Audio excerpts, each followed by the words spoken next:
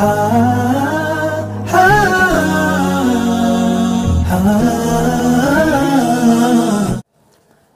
আলাইকুম ওয়া রাহমাতুল্লাহি ওয়া বারাকাতুহু। আলহামদুলিল্লাহি নাহমাদুহু ওয়া নাস্তাঈনুহু ওয়া নাস্তাগফিরুহু ওয়া নাউযু বিল্লাহি মিন শুরুরি আনফুসিনা ওয়া মিন সাইয়্যাতি আমালিনা। মান ইয়াহদিহিল্লাহু ফালা মুদিল্লা লাহু ওয়া মান ইউদ্লিলহু ফালা হাদিয়া লাহু। ওয়া নাশহাদু আন লা ইলাহা ইল্লাল্লাহু ওয়াহদাহু লা শারীকা লাহু ওয়া নাশহাদু আন্না সাইয়্যিদানা ওয়া শাফিয়ানা ওয়া মাওলানা মুহাম্মাদান আবদুহু ওয়া রাসূলুহু। সমস্ত প্রশংসা সেই মহান রব্বুল আলামিনের দরবারে, যিনি আজকে আমাদেরকে পবিত্র রজব মাসের শবে বরাতের পূর্ব মুহূর্তে আমাদেরকে মসজিদে একত্রিত হওয়ার তৌফিক দান করলেন। সেই মহান রব্বুল আলামিনের দরবারে আমরা লাখ কোটি শুকরিয়া আদায় করছি। সকল বলি আলহামদুলিল্লাহ। দরুদ ও সালাম পেশ করছি সাইয়্যিদুল মুরসালিন, খাতামান নবিয়্যিন, শাফিউল মুজনিবিন হযরত মুহাম্মদ সাল্লাল্লাহু আলাইহি সাল্লাম, তার আহলে বায়াত সহ, তার আহাল সহ, সাহাবায়ে আজমাইন সহ কিয়ামত পর্যন্ত যত মুমিন মুমিনাত আসবেন সকলের রূহের প্রতি আমরা দরুদ ও সালাম পেশ করছি। সকলে সাল্লাল্লাহু তাআলা আলা খায়রি খালকি মুহাম্মাদিন ওয়া আলা আলিহি ওয়া আহলি বাইতিহি ওয়া সাহবিহি আজমাইন ওয়া মান ইত্তাবাআহুম বিইহসানিন ইলা ইয়াউমিদ্দিন। আমরা জানি আজকে রাত এবং আগামীকাল দিন, যেটা এটাকে রজব মাসের মধ্য 15 তারিখ, যেটা আমরা লাইলাতুন নিসফু মিন শাবান বলা হয়, অর্থাৎ মধ্য শাবানের রাত। এটা আজকে রাত এবং আগামীকাল দিন, যেটাকে আমরা আমাদের এই অঞ্চলে আমরা শবে বারাত নামে জেনে থাকি। তবে হাদিসের পরিভাষায় তো আমরা আমাদের এই অঞ্চলে এটাকে শবে বরাত নামে আমরা জেনে থাকি। এই শব্দটা ফার্সি ভাষার শব্দ, আর বারাত শব্দটা আরবি ভাষার শব্দ, মানে দুইটা ভাষার সংমিশ্রণে এটি শবে বরাত নাম হয়েছে। মূলত এ রাতের যে মূল মাহাত্ম্য, এ রাতের মর্যাদার দিক থেকে বিবেচনা করে বা এ রাতের যেই ফজিলত, এটার সার্বিক সব দিক বিবেচনা করে এ নামটি এটাকে দেওয়া হয়েছে। কারণ বারাত অর্থ হলো নিষ্কৃতি লাভ করা, মুক্তি লাভ করা বা জাহান্নাম থেকে মুক্তি পাওয়া, আর সব মানে হলো রাত, তার মানে হলো নিষ্কৃতি পাওয়ার বা মুক্তি পাওয়ার রাত। তো হাদিসে আমরা সবে বরাত সংক্রান্ত যত হাদিস পাওয়া যায়, সহিহ হাদিস, হাসান হাদিস বা তারপর দুর্বল রাওয়ায়াতের যে দঈফ হাদিস, সব হাদিসগুলো যদি আমরা দেখি, এ রাতের মূল কথাই হলো আল্লাহ রাব্বুল আলামিন এ রাতে তার বান্দাদেরকে ক্ষমা করে দেন। আব্দুল কাদের জিলানী, যাকে বড় পীর বলা হয়, সুলতানুল আউলিয়া, তো তিনি ওনার গনিয়াতুত তালেবিন নামক এক কিতাবে এই সবে বরাত সম্পর্কে কিছু কথা বলেছেন। তিনি বলেন যে ইন্নামা সুম্মিয়াত লাইলাতুল বারাত লিআন্না ফিহা বারাতাইন, বারাতুন লিল আশকিয়া মিনার রহমান ও বারাতুন লিল আউলিয়া মিনাল খাজলান, যে এই রাতটাকে বারাত নামে এজন্যই, মানে মুক্তির পাওয়ার রাত নামে এজন্যই নামকরণ করা হয়েছে, লিয়ান্না ফিহা বারাতাইন, কেননা এই রাতে দুইটা বিষয় থেকে মুক্তির বিষয় এখানে আছে। সেটা কি? বারাতুন লিল আশকিয়া মিনার রহমান, যে যারা গুনাহগার, দুর্ভাগা, যারা গুনার কারণে দুর্ভোগে পতিত হয়েছে, এই লোকেরা কি পায়? মিনার রহমান, আল্লাহর পক্ষ থেকে তারা মুক্তি লাভ করে, তার মানে হলো তাদের গুনাহটাকে ক্ষমা করে দেওয়া হয়। ওয়া বারাতুল লিল আউলিয়া মিনাল খাজলান, এবং যারা আল্লাহর যারা প্রিয় বান্দা, যারা আল্লাহর ওলি মানুষ, যারা আল্লাহর ইবাদতের মাধ্যমে যারা আল্লাহর প্রিয় বান্দায় রূপান্তরিত হয়েছে, এই লোকগুলো তাদের জীবনের ব্যর্থতা, নিরাশা, হতাশা থেকে মুক্তি পায়। মানে তাদের চিন্তাই থাকে যে আমি আমার কাজের মাধ্যমে কি করব, আল্লাহর জান্নাত লাভ করবো, জাহান্নাম থেকে মুক্তি পাবো। তো এই বিষয়টা অর্থাৎ তাদের জীবনের যে হতাশা, নিরাশা, তারা যে নিজেদেরকে ব্যর্থ মনে করতেছে যে আমি হয়তোবা আমার এই নির্দিষ্ট কাজ, আমার নির্দিষ্ট যে কাজ এটা করতে পারছি না, এই যে ব্যর্থতা থেকে তাকে মুক্তি, তার হতাশা থেকে আল্লাহ এই রাত থেকে মুক্তি দান করেন। তিনি আরও বলেন ইন্নালিল মালাইকাতি লাইলাতা ঈদিন ফিস সামাই কামা আন্না লিল মুসলিমিন ইয়াউমা ঈদিন ফিল আরদ। যে আসমানে ফেরেশতাদের জন্য দুইটা ঈদের দিন আছে, যেমনিভাবে পৃথিবীতে মানুষের মুসলমানদের জন্য দুইটা ঈদের দিন আছে। সে কি ফাঈদুল মালাইকাতি লাইলাতুল বারাত ওয়া লাইলাতুল কদর। ফেরেশতাদের জন্য ঈদের দিন হচ্ছে এই লাইলাতুল বারাতের দিন এবং লাইলাতুল কদরের দিন। এই দুইটা দিন ফেরেশতাদের জন্য ঈদের দিন। আর মুসলমানদের জন্য ওয়াঈদুল মুমিনিন, আর মুমিনদের হলো ইয়ামুল ফিত্র ইয়ামুল আদহা। এবং তিনি আরও বলতেছেন যে ওয়াঈদুল মালাইকাতি বিল্লাইলি লিআন্নাহুম লা ইয়ানামুনা, যে আমাদের মুমিনদের ঈদ হলো দিনের বেলা। আমরা কি করি? দিনের বেলা নামাজ পড়ি, তারপরে কুরবানির সময় গোস্ত আমরা জবাই করে গরু বা পশু। আমাদের ঈদ হচ্ছে দিনের বেলা, আর ফেরেশতাদের ঈদটা আল্লাহ রাতের বেলা দিয়েছেন। এবং এই লাইলাতুল বারাত এবং লাইলাতুল কদরের দিনটা ফেরেশতারা এই দিনটা তারা আনন্দ করে, কারণ আল্লাহ তার বান্দাদেরকে, মুমিন বান্দাদেরকে এই দিন ক্ষমা করে দেন। তো এই জন্য ফেরেশতারা কী করে? তখন আল্লাহর নির্দেশে তারা এই দিনে আনন্দ উৎসব করে। তার মানে আমরা এখান থেকে যেটা বুঝতে পারি, এই লাইলাতুল বারাত এবং লাইলাতুল কদর আমাদের রমজানে যেটা আসবে, এই দিনগুলোর একটা মর্যাদা, একটা মাহাত্ম্য আল্লাহ রাব্বুল আলামিনের কাছে আছে। এখন আমাদের সমাজে কিছু মানুষ আছে যারা বলতে চায়, যেহেতু শবে বরাত বা লাইলাতুল বারাত নামে তো কোরআনে বা হাদিসে কোনো অস্তিত্ব নাই। আসলেই তাই। আরবিতে বলা হয়েছে লাইলাতুন নিসফু মিন শাবান। লাইলাতুন মানে রাত, নিসফুন মানে হলো অর্ধেক, আর শাবান মানে হলো শাবান মাস।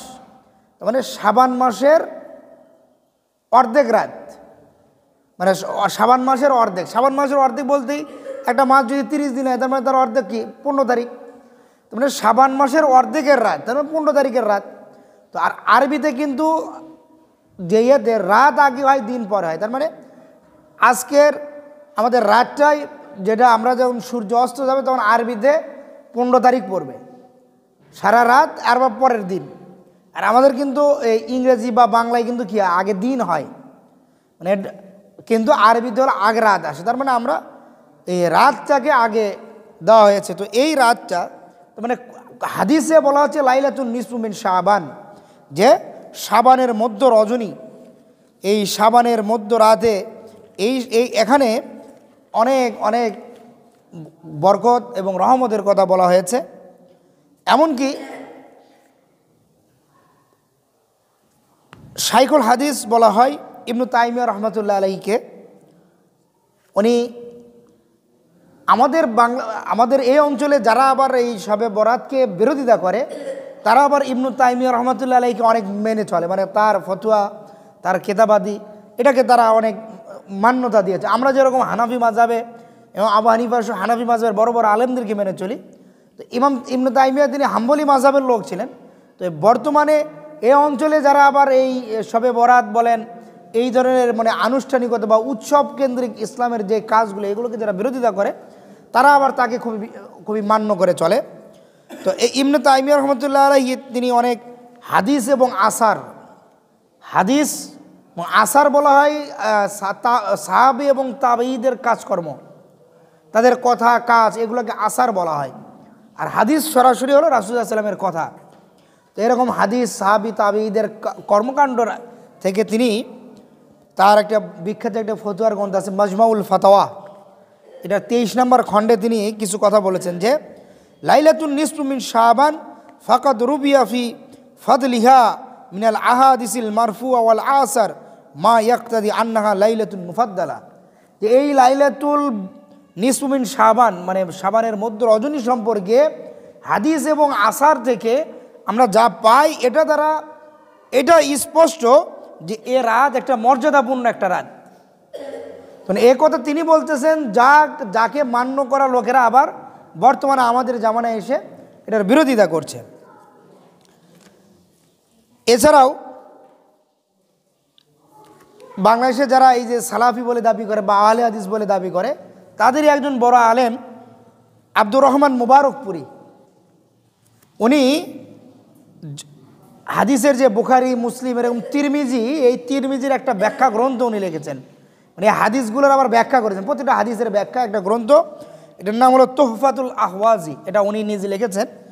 তো এখানে শবে বরাতের যে হাদিসগুলো যেখানে আসছে সেখানে এইটার 3 নম্বর খণ্ডে গিয়ে তিনি এই শবে বরাত সম্পর্কে তিনি বলতেছেন যে এলাম, তোমরা জেনে রাখো, আন্নাহু কদ রুবিয়া ফি ফাদলিহা ফি ফাদিলাতি লাইলাতুন নিসফু মিন শাবান ইদ্দাতু আহাদিস, যে তোমরা জেনে রাখো এই লাইলাতুন নিসফু মিন শাবান সম্পর্কে, শাবানের ফজিলত সম্পর্কে অসংখ্য হাদিস বর্ণনা করা হয়েছে।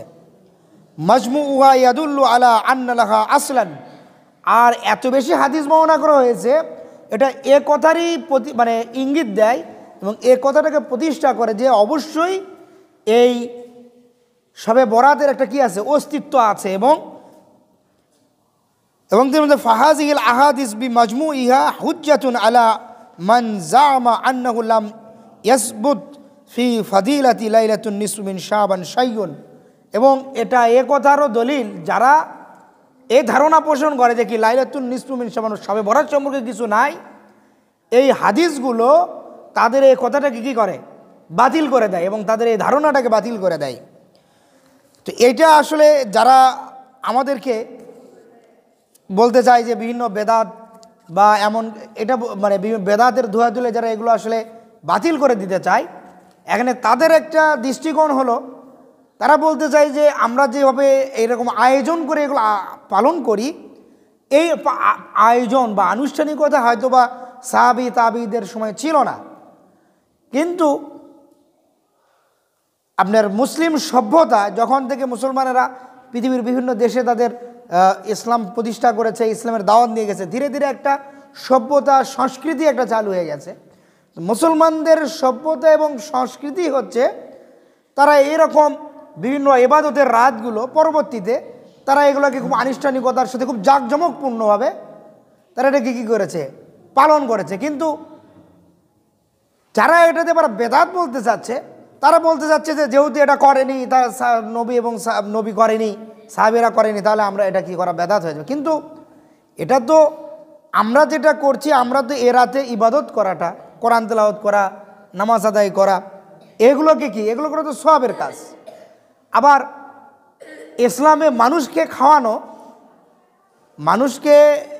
খাওয়ানো এটা সবচেয়ে উত্তম কাজ বলা হয়েছে। রাসূল সাল্লাল্লাহু আলাইহি ওয়াসাল্লাম যখন ইসলামের দাওয়াতের প্রাথমিক পর্যায়ে দাওয়াত দেওয়া শুরু করলেন, যখন আল্লাহ রাব্বুল আলামিন তাকে বললেন যে আপনি আপনার আত্মীয় স্বজন, আপনি আপনার এলাকাবাসী, মানে আপনার যারা নিকটস্থ আছে বা আপনি কি করেন, প্রকাশ্যে দাওয়াত দেওয়া শুরু করেন, তখন রাসূল সাল্লাল্লাহু আলাইহি ওয়াসাল্লাম কী করলেন, তিনি ওই তার যত আত্মীয় স্বজন ছিলেন, মক্কার ওই যত বড় বড় নেতা ছিল, তাদের সকলকে একদিন তিনি তার বাড়িতে দাওয়াত করলেন। দাওয়াত করার পরে তাদের খাওয়া দাওয়া করার পরে তিনি তখন, যেহেতু তিনি তাদেরকে দাওয়াত করেছেন, মেজবান, তিনি তখন মেহমানদের উদ্দেশ্যে দাঁড়ালেন, দাঁড়িয়ে তিনি তখন তাদেরকে কী করলেন, ইসলামের দাওয়াত দিলেন যে এই যে আমার কাছে আল্লাহর পক্ষ থেকে ওই আসছে, তোমরা কি করো না, মূর্তি পূজা করো না, তোমরা আল্লাহর ইবাদত করো, আল্লাহর সাথে কাউকে শরীক করো না, তোমরা তাহলে কী পাবা, জান্নাত পাবা, যদি না করো জাহান্নাম। এই যে ইসলামের দাওয়াত দেওয়ার, এবং এটা একটা দেখেন, এবং যখন রাসূল সাল্লাল্লাহু আলাইহি ওয়াসাল্লামের ইসলামের দাওয়াত দেওয়ার পূর্বেও আরবেরও একটা রীতি ছিল, একটা তাদের সংস্কৃতি ছিল, তারা মানুষকে কোনো একটা বড় কিছু করতে চায়, তারা মানুষকে খাওয়ায় কী করতো, একটা ঘোষণা দিত বা কোনো সিদ্ধান্ত জানাতো। কিন্তু রাসূল সাল্লাল্লাহু আলাইহি ওয়াসাল্লাম ইসলামে দাওয়াত দেওয়ার পরে কিন্তু ওই রীতিটাকে কিন্তু তিনি বলেন নাই যে কি এটা এই মুশরিকরা এটা পালন করতেছে, তেমন আমরা এটা করতে পারবো না। প্রত্যেকটা গোত্র, কোনো জাতি যখন তার কাছে এসে ইসলাম গ্রহণ করেছে, তখন কিন্তু তিনি পুরোপুরি তাদের সব সংস্কৃতিকে বাতিল করে দেননি। শুধুমাত্র তাদের যেই বিশ্বাস, যেটার সাথে শিরক মিশ্রিত আছে, যেই বিশ্বাসের সাথে শিরক আছে, যেটা কি, এবং ইসলামের মূল যেই বিশ্বাস, মূল যে আকীদা, তাওহীদ, শিরক, ঈমানের সাথে সাংঘর্ষিক নয়, এরকম যে সংস্কৃতি ছিল, এগুলোকে কিন্তু আল্লাহ রাসূল সাল্লাল্লাহু আলাইহি ওয়াসাল্লাম কিন্তু বাতিল করে দেননি। তিনি এগুলোকে ইসলামের ভেতরে অ্যাকোমোডেট করে নিয়েছেন। তারা কিন্তু তারা ইসলামও পালন করেছে এবং তাদের ওই সংস্কৃতিগুলো তারা পুরোটা এটাকে ইসলামাইজেশন করে ফেলেছে, যে পুরো ইসলামায়ন করে ইসলামের ধাঁচে ফেলে, কোরআন হাদিসের ধাঁচে ফেলে কিন্তু তারা এটাকে পালন করেছে। তো এখন আমরাও যদি এই শবে বরাতের ভেতরে পালন করতে এখানে যদি এমন কোনো কিছু চলে আসে যেটা হয়তো এমন যে আসলে এটা অন্য কোনো জাতির সাথে সাংঘর্ষিক হয়ে মানে মিলে যাচ্ছে বা আমাদের ইসলামের যে মূল শিক্ষার সাথে যদি মিলে যায়, তবে আমরা ওইটাকে বাদ দিতে পারি, ওই ইন্ডিভিজুয়াল বা একটা নির্দিষ্ট ওই আয়োজনটাকে বাদ, কিন্তু পুরো শবে বরাতের আনুষ্ঠানিকতা বা পুরো এই যে একটা সাংস্কৃতিক যে একটা মানে একটা মানুষের আনন্দ উৎসবের মতো। এবং এটা দেখেন এমন আপনি এমনও অনেক লোক পাবেন হয়তো পরবর্তী হয়তো সে তার বাল্যকালে বলেন, কিশোরকালে বলেন বা একসময় সে ইসলাম পালন করতে, পরবর্তীতে হয়তো তার শিক্ষা দীক্ষার অভাবের কারণে পরবর্তীতে সে হয়তো পালন করেনি, কিন্তু তার মনের দেখবেন যে তারপরেও তার মনের যে স্মৃতিতে তার এটাই ভেসে থাকে যে কি আমরা এই বিভিন্ন নির্দিষ্ট দিনে কী করতাম, মসজিদে গিয়ে এরকম আমরা একসাথে নামাজ আদায় করতাম, আমরা আলোচনা শুনতাম, আমরা খাওয়া দাওয়া করতাম। তো এটা একটা পুরো একটা সংস্কৃতির অংশ। তার মানে যারা আমাদেরকে এটা বেদাত বলে একবারে পুরোপুরি বাতিল করতে চাচ্ছে তাদের এই দাবিটা সঠিক নয়। এবং তাদের বোঝার ক্ষেত্রে কি আছে, একটু প্রত্যেকটা মানুষের বোঝার ক্ষমতা এক নয়। কেউ হয় যেমন এই জন্য ইসলামে দেখবেন যে এই যে বিভিন্ন দল উপদল হয়, যে একটা আয়াত একটাই কিন্তু এটার বুঝ ভিন্ন হওয়ার কারণে দেখবেন যে দুই দল হয়ে যাচ্ছে, একই আয়াতের বুঝ দুই দল দুইভাবে নিচ্ছে। এটা হতেই পারে, বাট আমরা এটাতে হয়তো এখন মানুষের অপপ্রচারে পড়ে আমাদেরকে এটা আসলে ওই ধরনের হীনমন্যতায় ভোগার কোনো ধরনের সুযোগ নাই। এবং দেখেন এই রাতের ফজিলত সম্পর্কে অসংখ্য অসংখ্য হাদিস আল্লাহ রাসূল সাল্লাল্লাহু আলাইহি ওয়াসাল্লাম থেকে বর্ণিত হয়েছে। যেমন আবু মুসা আল আশআরী রাদিয়াল্লাহু তাআলা আনহু থেকে একটা হাদিস এসেছে, তিনি বলেন যে কল আনি রাসূল সাল্লাল্লাহু আলাইহি ওয়াসাল্লাম কল ইন্নাল্লাহ লা ইয়াত্তালিউ ফি লাইলাতিন নিসফ মিন শাবান ফায়াগফিরু লিজামিই খালকি ইল্লা লিমুশরিকিন আও মাশাহিন, যে আল্লাহ এই লাইলাতুন নিসফ মিন শাবানে সমগ্র মাখলুকের প্রতি তিনি দৃষ্টি আরোপ করেন, তিনি দৃষ্টি নিক্ষেপ করেন এবং মনোযোগ দেওয়ার পরে এদের ভেতরে যারা মুশরিক আছে এবং যারা হিংসুক আছে, যারা অন্যের প্রতি খালি হিংসা করে, মানে হিংসায় জ্বলে পুড়ে যায়, অন্যের ক্ষতি করতে চায়, এইরকম এই দুই প্রকারের লোক বাদ দিয়ে বাকি সব লোককে আল্লাহ কী করেন, তাদের সগীরা গুনাহগুলো মাফ করে দেন। ক্ষেত্র বিশেষে কেউ যদি ওইভাবে তওবা ইস্তেগফার করে হয়তো কবিরা গুনাহ মাফ করে দেন। তার মানে এই রাতে আমাদের জন্য আল্লাহ ক্ষমা করে দেবেন। এখন কি আপনি জানেন একটা আসামি জানে যে সে যদি হয়তো আদালতের বিচারক একটা আসামিকে বলে দিল যে তুমি যদি এই এখানে যে এই বিশাল বড় একটা কি মাটির একটা ধরেন যে পায়ের মধ্যে একটা ঢিবি আছে, তুমি যে এটা যদি পুরোপুরি কেটে কি করতে পারো, সমান করে দিতে পারো, তাহলে তোমাকে আমরা তোমার যত এই যে তোমার যে 20-30 বছরের সাজা আছে এটা মওকুফ করে দেবো। তাহলে কি ওই লোক সে কি আর ঘুমাবে, সে নাওয়া খাওয়া বাদ দিয়ে কী করবে, এইটাকে যত তাড়াতাড়ি আমি কি করতে পারি, সমান করে দিতে পারি, তত দ্রুত আমি মুক্তি পেয়ে যাব। তো আমি আপনি জানি যে আজকের এই রাতে আমি কি পাবো, আল্লাহর কাছে ক্ষমা পাবো। আমি আমার বিগত বছরে এবং আজকের রাতের আগ পর্যন্ত যত গুনাহ করেছি আমি যদি আল্লাহর কাছে এভাবে ক্ষমা চাইতে পারি তাহলে আল্লাহ আমাকে ক্ষমা করে দেবেন। তাহলে কি আমি কি এরা দিকে ঘুমে কাটাবো? এটা কি কোনো বুদ্ধিমান ব্যক্তি দিয়ে কাজ করবে না। তার মানে তখন সে কী করে, সে বেশি বেশি চাইবে যে আল্লাহ কী করলে আল্লাহ খুশি হবেন, এরা দিয়ে কোরআন তেলাওয়াত করলে আল্লাহ খুশি হবেন, বেশি বেশি নফল নামাজ পড়লে আল্লাহ খুশি হবেন, তাহাজ্জুদ পড়লে আল্লাহ খুশি হবেন। তা আমি তো এটাই করব। এখন আমি মসজিদ মুসলমানের সকল কর্মের কেন্দ্রবিন্দু হচ্ছে মসজিদ। তাই মসজিদে এসে যদি এখন দেখা গেলো যে এখন 100 জন লোক মসজিদে এসে নামাজ পড়তেছে, আমি বললাম যে না এ রাতে এটা তো করা যাবে না। কিন্তু সাহাবীরা তো সবসময় মসজিদে নববীতেই থাকতেন।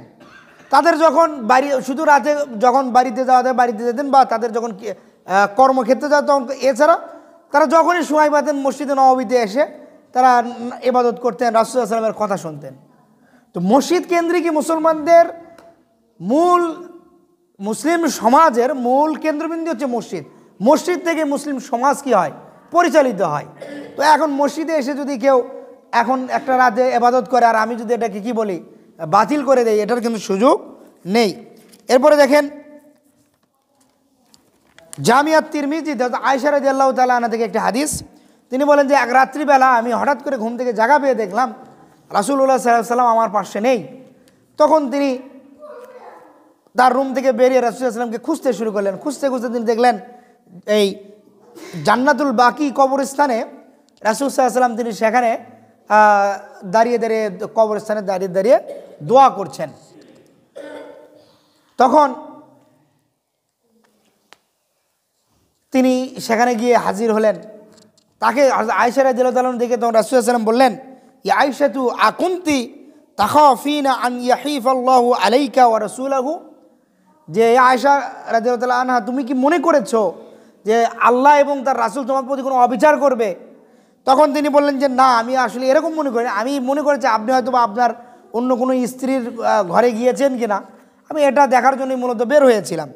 তখন রাসূলুল্লাহ সাল্লাল্লাহু আলাইহি ওয়াসাল্লাম বললেন, ইন্নাল্লাহা তাআলা ইয়ানজিলু লাইলাতুন নিসফু মিন শাবান ইলা সামাঈদ দুনিয়া ফায়াগফিরু লি আকসারি মিন আদাদি শুইরি গনামি কালবিন। আল্লাহ রাব্বুল আলামিন কুদরতিভাবে আজকের এই রাতে প্রথম আসমানে নেমে আসেন, দুনিয়ার আসমানে, এবং এই ওই আরবের বনি কালব নামে একটা গোত্র ছিল, এরা হলো বেশি ছাগল ভেড়া এগুলো চড়াতো, মানে তাদের হাজারের ওপরে তাদের ছাগল এবং ভেড়া ছিল, এরা এতটাই মানে এটা পালন করতো। তো তাদের উদাহরণ দিয়ে ওই গোত্রের ওই ভেড়া এবং ছাগলের উদাহরণ দিয়ে রাসূল সাল্লাল্লাহু আলাইহি ওয়াসাল্লাম বলছেন, শুইরে গানামি কালবিন, ওই বনি কালব গোত্রের যে ভেড়া এবং ছাগলগুলো আছে এদের যেই চুল, তাদের গায়ে, ভেড়ার গায়ে তো অনেক চুল থাকে, ভেড়ার তারপরে এগুলো, এদের গায়ে যত চুল আছে তার চাইতেও বেশি বান্দাকে আল্লাহ কী করে দেন, এই রাত্রিতে দিন তাদেরকে ক্ষমা করে দেন। এখন একটা মানুষ তার নিজের মাথার চুলই তো মানুষ সহজে গুনতে পারে না, আর একটা ভেড়ার বা ছাগলের পশম গোনার কোনোদিন সম্ভব? তার মানে এটা বুঝাচ্ছে রাসূল সাল্লাল্লাহু আলাইহি ওয়াসাল্লাম, এটা আসলে তার আধিক্যতা বোঝানোর জন্য, তার মানে আল্লাহ এত অধিক সংখ্যক বান্দাকে এদিন ক্ষমা করে দেবেন, এটার আধিক্যতা বোঝানোর জন্য কি করা হয়েছে এটা তিনি এখানে বুঝিয়েছেন। তো এরকম অসংখ্য হাদিস আমরা পাই যেটা এই রাত্রের ফজিলতকে বর্ণনা করে, মাহাত্ম্য এবং মর্যাদাকে বর্ণনা করে। এবং এ রাত্রিতে আল্লাহ আবার কিছু বান্দা আছেন যাদেরকে তিনি আবার ক্ষমা করেন না। তারা কারা? এরা হচ্ছে যারা শিরক করে, যেটা আমরা আগে হাদিসেই বললাম যে যারা শিরক করে এবং মানুষের প্রতি যাদের হিংসা বিদ্বেষ আছে। দ্বিতীয়ত যারা অহংকার, মানে অহংকার করে সমাজে চলাফেরা করে, মানে অহংকারের চোটে তার পাশে ঘেঁষা যায় না, এরকম মানুষ, মানে যারা মানুষকে মানুষ মনে করে না অহংকারের কারণে, এ ধরনের ব্যক্তিদেরকে কী করেন না আল্লাহ এ রাতে ক্ষমা করেন না। এরপরে এবং আরেকটা হলো যাদের, আরেকটা হাদিসে বলছে যে যাদের ভেতরে বিন্দু পরিমাণ, একবারে একটা হাদিসে বলা হয়েছে যারা অহংকারবশত কাপড়কে কী করে মাটির সাথে কাপড় নিয়ে ঘেঁচে নিয়ে যায়, বা তার টাকনুর নিচে কাপড় পরিধান করে অহংকারের বশত চলে। আর একটা হলো যাদের মনের ভেতরে বিন্দু পরিমাণ হিংসা এবং বিদ্বেষ আছে। এরপরে যেমন আব্দুল্লাহ ইবনে মাসউদ থেকে একটা হাদিস তিনি বলেন, রাসূল সাল্লাল্লাহু আলাইহি ওয়াসাল্লাম বলেছেন, লা ইয়াদখুলুল জান্নাহ মান কানা ফি কলবিহি মিসকালা যাররাতিন মিন কিবরিন, যে যার ভেতরে সামান্য পরিমাণ হিংসা আছে সে ব্যক্তি জান্নাতে প্রবেশ করবে না। তখন একজন সাহাবী বলেন, ক্বালা রাজুলুন, তখন এক সাহাবী বললেন, ইন্নার রাজুলা ইউহিব্বু আন ইয়াকুনা সাওবুহু হাসানান ওয়া না'লুহু হাসানাতান, যে তখন এক সাহাবী বলেন, রাসূল সাল্লাল্লাহু আলাইহি ওয়াসাল্লাম, একটা মানুষ তো চায় তার কাপড়, তার পাজামা, তার জুতা এগুলো কি হোক, সুন্দর হোক, এটা তো একজন মানুষ চায়, তাহলে এটা কি অহংকার হয়ে যাবে? তখন রাসূল সাল্লাল্লাহু আলাইহি ওয়াসাল্লাম বললেন, ক্বালা ইন্নাল্লাহা জামিল ইউহিব্বুল জামাল, আল্লাহ নিজে সুন্দর এবং তিনি সৌন্দর্যতাকে পছন্দ করেন। আল কিবরু বাতারাল হাক্কু ওয়া গামাতান নাস, এটা হচ্ছে কিবের বা অহংকার হচ্ছে যারা কি করে সত্যকে ত্যাগ করে, সত্যকে যারা অহংকার বশত ত্যাগ করে, এটাই হলো আল কিবের বা অহংকার তাদের, এবং অগামতুন নাস, এবং মানুষের প্রতি যারা বিদ্বেষ পোষণ করে। এরপরে যারা মদ পান করে, মানে অর্থাৎ নেশা জাতীয় দ্রব্য, মানে মদ পান বলতে শুধু মদ না, নেশা জাতীয় যত দ্রব্য আছে এগুলো যারা সেবন করে, যারা এগুলো খায়, তারপর পিতামাতার অবাধ্য যে সন্তান, যারা পিতামাতার কথা শোনে না, এবং দায়ুস, মানে যে এমন ব্যক্তি যার পরিবারের সদস্যরা অশ্লীল কাজ করে, অন্যায় কাজ করে, গুনাহের কাজ করে, কিন্তু সে কী করে না, বাধা দেয় না।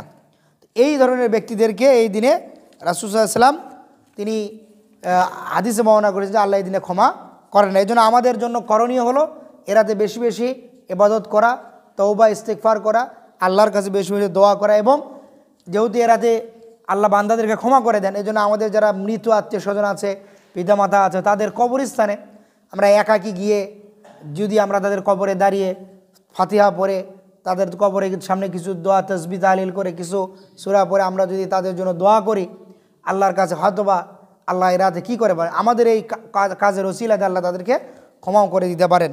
এবং অর্থাৎ দিনের বেলা শবে বরাতের রাত এবং পরের দিন যে দিন, এই দিনের বেলা রোজা রাখা, এটা এই কাজটা যদি আমরা করতে পারি তাহলে আশা করা যায় আল্লাহ রাব্বুল আলামিন আমাদেরকে, তিনি রাসূল সাল্লাল্লাহু আলাইহি ওয়াসাল্লামের হাদিসের মাধ্যমে আমাদের জন্য যেই মুক্তির কথা বলা হয়েছে, আমরা এটা এই রাতে হয়তো আমরা পেতেও পারি। এবং আল্লাহ আমাদের সকলকে এই শবে বরাতের ওসিলায় রাসূল সাল্লাল্লাহু আলাইহি ওয়াসাল্লামের যে হাদিসগুলো যেগুলো বর্ণনা করেছেন, আমরা এর ওসিলায় যাতে আমরা কি করতে পারি, আল্লাহ রাব্বুল আলামিনের কাছে আমরা ক্ষমা পেতে পারি, এবং আমরা যেন আমাদের কাঙ্ক্ষিত মঞ্জিলে মকসুদ জান্নাত লাভ করতে পারি।